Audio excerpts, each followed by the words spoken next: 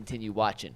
But speaking of vengeance, G, if you go back to week 2, that is when the Browns lost Nicholas Chubb for the season. It was the questionable hit, to say the least, by Minkah Fitzpatrick that knocked Nick Chubb out. He had successful second ACL surgery this week. He is looking to recover and progress.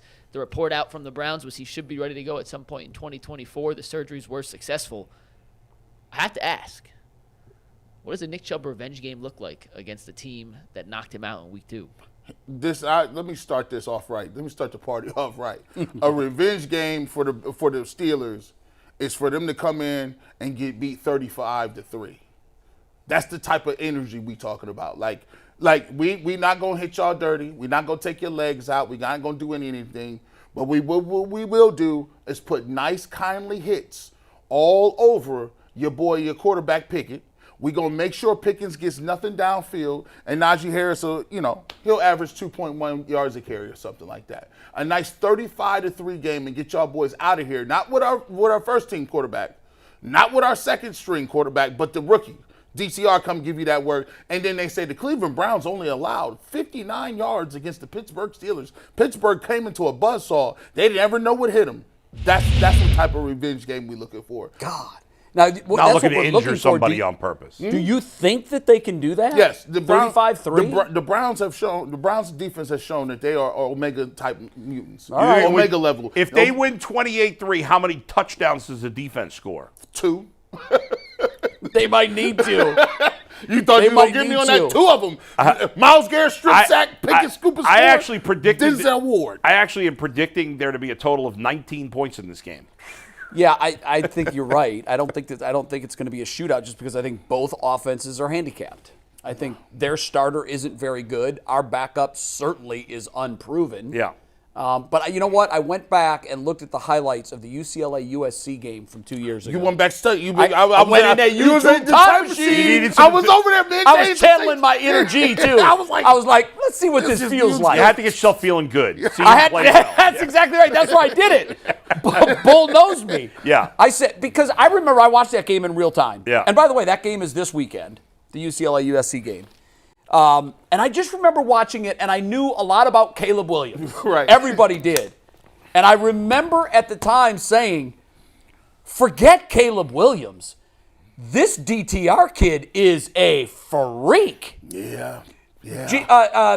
Can you call up his numbers from that game, the UCLA-USC game last year? Yeah. Look, the USC defense is terrible. I mean, terrible. They just fired their defensive coordinator. It was terrible last year, too. But my goodness, man, he was doing that. Chip Kelly had him looking crazy out there. It was really impressive. And when the Browns drafted him, I immediately went back to, okay, what was I saying about DTR at the time? And here's exactly what I was saying. I got your numbers, Jay. What were they? Against Southern California last season, 23 of 38, 309 yards, 4 passing touchdowns, 3 interceptions, 2 rushing touchdowns, and 81 yards on the ground. So he was doing it all. I remember he was running a lot. What I thought of, though, immediately, when the Browns called his name, I thought, man, I like that kid. What was my impression of watching that whole USC-UCLA game? He's little. Yeah. He's actually 6'2". I thought he was shorter than slight. that. But I don't he's mean very small. slight. Yeah. He is slight. And I remember thinking, and I said at the time, I go, this kid with 30 more pounds on him would be a high first-round draft pick. But that obviously wasn't the case. He was just too skinny. And that was my first impression. But when I went back and looked at the highlights, now obviously the highlights just showed all of his highlights. Right. I didn't see his 3 picks. I do remember now that you said that. He threw a couple of balls that I didn't like. But I just, in general, remember watching him orchestrate, and I thought his field presence was way up the charts for a college quarterback. Now, it should be pointed out, that was his 5th year of starting at UCLA. So he should have. He started more than, I think he had a Pac-12 He broke the record. He broke the record for most starts. Gee, I'm going to tell you a Dorian Thompson-Robinson stat that's going to get you hyped more than anyone else. And I'll let you guys continue. You guys ready? This is, all right. I was trying to figure out how to work this into the 5-pack of McNuggets, but I have no context for this besides this one stat. All right. Before last year's NFL Combine, Josh Allen had the record for the fastest throw ever recorded at the Combine at 62 miles an hour. Dang. Then last kill year, a person. Dorian Thompson-Robinson gun. came to the NFL Combine. Uh-oh. And Dorian Thompson let that bad boy rip. 62 miles an hour, tied Josh Wow. Allen. That's for the impressive. 2 fastest throws ever recorded at the NFL Combine since they started recording in 2012. So 11 years of data. Hey. The 2 fastest fastballs ever let rip on the Combine, Josh Allen. Think of the quarterbacks that have gone And through that with the DTR. gun on them. He's going DT. See, that's the funny part about it. It's scary at the same time. It's like you telling a girl like, hey, you always like this girl. You say, hey, yo, you want to go out with me? She say, yeah. Don't hesitate.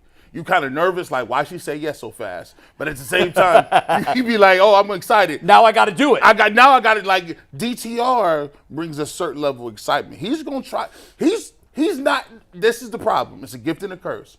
There's 2 or 3 times a game he's gonna feel like I can get that off. Yeah. Because I'm not just. I got DTR. I'm DTR. I got a whole nickname already, and I'm starting. I'm gonna try to fit that in. That's the difference between him and a regular backup that he's going to make some throws and plays that you didn't think he could. And you'd be like, wow, that was beautiful. And then there's going to be some times, no, please don't do that. Yeah. This is obviously obvious, but the key for the Browns to continue to have success is to never fall behind too much. Yeah, I know they that's can't obvious, come from behind. If they're down 21 points, it's a nightmare. That's the biggest point of the year. It is Captain Obvious, but you're right. I mean, they're not going to come back from that. I just heard this stat from Ian Eagle. I don't know that we had discussed this, but I interviewed Ian Eagle on my podcast last night. It'll be out today. He's calling the Browns game this week. I didn't realize this, but the Browns, it was the largest comeback they've ever made against an AFC North team last week. That is confirmed. They were because 0-59. They're 1-59 now. Went down by, was it 14 points? Correct. Against AFC North opponents. And so obviously they can't afford to be down a lot. And that's what the defense, which has played extremely well this year, has to be even better. But the defense has had some lapses. Like it has. Baltimore, first half, first 2 drives. I mean, Indianapolis. You can't. You can't allow that kind of they have to be performance. And now you got to put when Myles Garrett is not on the field, he's got to be in bubble wrap. Man, because if something happens to him, then the season's really over. Then I will join you on the significantly. Hold on. Let me give you that.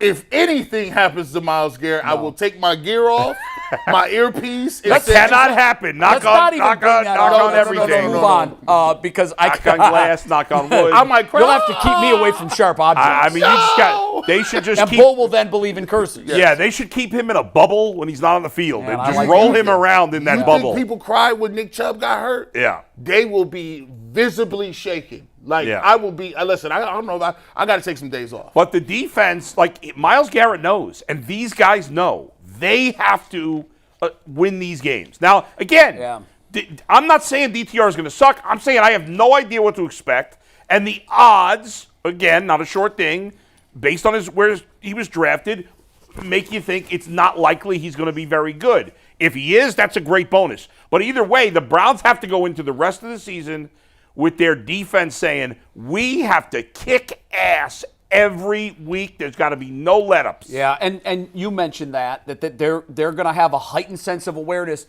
It's a bad sample size. I don't even know why I'm asking you to do this. But it's just fun to get. But I'd like to know. My mind went there. How many yards did DTR throw for in his first game? DTR in his first game threw for 121. He was 19 of 36. Yeah, go to 23, Steve. It's 120. These are ugly numbers. 121. Yeah, see, that has to be. I always do it on yard per pass. That was yard good. per attempt. He had 36 attempts for 121 yards. It's 3.6 yards. Yes, that's about as bad as it gets. I mean, you can't do that. That's Pittsburgh bad. And they was 5 widening it up that game. They were just going back to back. Now, I wanted to ask you, early this morning I said, I got to remember to ask G this. What changes are you making to the offense for him? Specifically for him. Oh, listen, first of all, the RPO game is in effect. I would think so. Full effect. Think about it. RPOs did come around when Deshaun Watson was running them, but that got kind of thrown out of the game because of him being injured. You don't want to, expose him to unnecessary hits, right? Sure. So that was out of the game. So I think RPO is a huge part of it. The quarterback run game, not necessarily him scrambling around, but quarterback draws, quarterback power plays, different things like that. And the thing that I saw on film going back to it, and the way that they started playing the Cleveland Browns, and we talked about it a couple of weeks ago, and I think Kevin Stefanski has learned his quarterbacks. The Browns do a really good job of check releasing. So now you start to see David Njoku who are giving those tackles flippers. They're just coming down, blocking them. Nick Harris is coming out and putting helmets on people to slow down that pass rush. But then once they give them the flipper, they're out in the flats. And now David Njoku is out there with guys dropping in the coverage, and he has a 5, 6, 7 yard head start. Right. And he's catching that ball and turning it up, and they can't tackle him. And those plays were open. Those plays were open during the first part of the year. The quarterbacks just weren't acknowledging it. They weren't patient enough to get to it. Now those are almost serving as delayed screens now. Right. And so now you'll see a totally different plan with DTR, because you're going to start to see they're going to run the ball from all different types of levels, and it starts with the 3 guards. And they're releasing, they're helping their tackles with the tight ends. And I think what you'll see much more in this game is the Browns game is a much more developed run game since DTR played the first game with the Ravens. The Browns utilize the tight end a lot more. And the Browns are finding ways, creative ways, to take chunk plays and get Amari Cooper open. Right. All we need is 1 or 2 for Cooper. That's what we're looking for. One thing that would really help this week, and I don't know that we're going to get it, it doesn't look good right now, is DeJuan Jones coming back. That would be huge. That'd be huge. Remember, Hudson, who did a decent job, He wasn't terrible. We know the nightmares he's had with T.J. Watt the last couple of years. DeJuan Jones didn't practice yesterday. Do we have – they're not practicing, till 1 o'clock, Mike? They're not out today yet. We have not seen the updated Yeah, practice I mean, if report, we could see him even get a limited practice today, that would be huge. It would be you'd love to get him back. Sign in the right direction. I think that Garyon Christian on the left side, I mean, he held up decently. He's a veteran. He's played the league. 69. The only way to me the Pittsburgh wins this game is if turnovers. Highsmith and T.J. Watt dominate. And what I mean by that, strip sacks, tip balls, the way they beat us the first time. The way they beat us the first time. The difference is, from a positive Browns perspective, is what were we saying early in the year? The Browns are playing great defense, but they're not forcing turnovers. Yep. Well, now they're forcing turnovers. They are. Remember, after 3-4 weeks, the Browns were near the bottom in takeaways. Now they're near the top, right? Where are the Browns in takeaways, Mike? Tied 3rd. Yeah, tied 4th, sorry. Tied remember 4th. early in the year, they were like 30th after 2-3 weeks? It's some give and take. They're giving up more yards and bigger plays. Well, sometimes it's a gamble, though. Yeah, it's when the corner gambles and sits on a route. Yeah. If he doesn't get that pick and the ball's completed, that's a big gainer. Or Juan Thornhill, when you playing Thornhill's not playing probably this week. And so you think about it. You go back and look at it. And Coach Tyvis did a really good job of explaining this. So what Juan Thornhill does best out of anybody back there is when you playing zero free man coverage, if anybody catches a slant or a dig or something with forward momentum, it's imperative that you get them on the ground. And Juan Thornhill takes a lot of great angles. He gets people on the ground and does not let what Rodney McLeod had happen with Odell Beckham Jr. catching a slant and going right to the house. So it's going to be tough. Like, they got to, it's give and take when you playing pressure defense.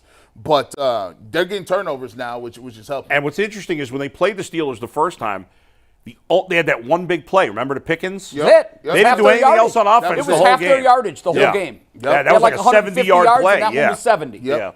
Mike, you shot something with Coach Tyvis yesterday, right? And that's what G was just alluding to. G actually got a little preview of it, but yeah, Tyvis in his element talking safeties tomorrow, and why Juan Thornhill, if he doesn't play, it's a big loss, but how Rodney McLeod can pick up a thing or two from Thornhill and correct a mistake. Gosh, I know every that he team's thought he injured, made. but man, we've got some key guys. Is on Tyvis the list. dancing again in this video? No,